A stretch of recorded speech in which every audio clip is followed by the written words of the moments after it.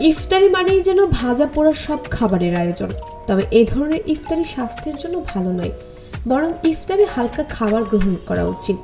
সেই হিসেবে অনেকেই ইফতারে বেছে নেন দই চিড়া। তবে কেন দই চিড়া সেরা ইফতারি জানেন কি? দই চিড়া থেকে আপনি পাবেন শর্করা। সারাদিন রোজা রাখার পর দেহে শক্তি যোগাতে এই শর্করা প্রয়োজন। দই প্রোবায়োটিক, তৈরি হয় দুধ থেকে, কাজে দই থেকে আপনি পাবেন খানিকটা আমিষ সহ বেশ কিছু গুরুত্বপূর্ণ পুষ্টি উপাদান। দই চিড়া খেলে আপনি শক্তি পাবেন ঝটপট। তবে দারুণ ব্যাপার হলো এতে ক্যালোরির মাত্রা খুব বেশি নয়। আবার চিড়া খেলে যেহেতু সহজে ক্ষুধা পায় না, তাই ওজন নিয়ন্ত্রণে রাখাও সহজ হয়। রোজা রেখেও যাদের ওজন কমে না, তাদের জন্য দই চিড়া সেরা ইফতারি।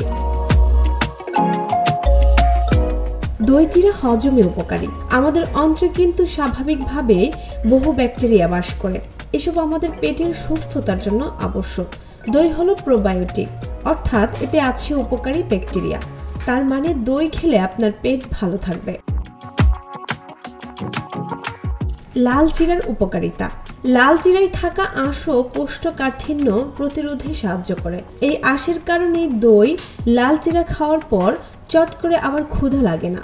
আঁশ সমৃদ্ধ খাবার রক্তের খারাপ চর্বি কমাতে সাহায্য করে। আরেকটি গুরুত্বপূর্ণ ব্যাপার হলো আঁশ সমৃদ্ধ খাবার খেলে রক্তে সুগার হুট করে বেড়ে যায় না। খাবার খাওয়ার কিছু সময় পর হুট করে তা কমেও যায় না। দেহের ক্ষয় পূরণে সহায়তা। সারাদিনের কর্মব্যস্ততায় স্বাভাবিকভাবে আমাদের দেহে যে ক্ষয় হয় তা পূরণ করতে প্রয়োজন আমিষ।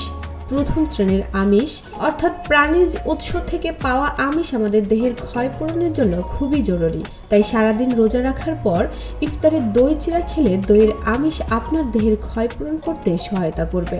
ফলে রাতের অন্যান্য কাজের জন্য নিজেকে পূর্ণ উদ্যমে প্রস্তুত করে তোলাটা সহজ হবে।